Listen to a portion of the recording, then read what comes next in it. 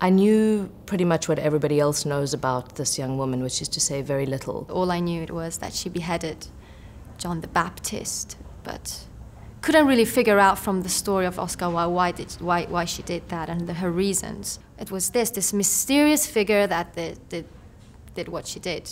I played the role of Salomé in Stephen Berkoff's original production in the Gate Theatre, Dublin. So I knew it through that mainly, but I would have known maybe, you know, also just getting glimpses of old black and white movies, but that was all really. Having encountered paintings, the Strauss opera and the Oscar Wilde text, which I read at university, none of these give any real kind of insight into who she was, but rather who we are as a people and as a culture, and what we reflect and project onto the idea or image of this nameless woman. Salomé is essentially a metaphor of the land. The land is her.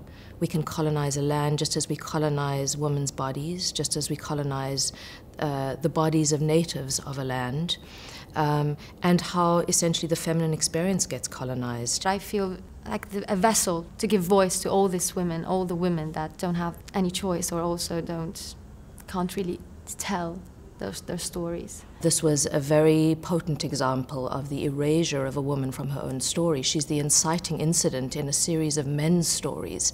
But what she did changed the world as we know it. And my interest was to place her back at the center of her own story.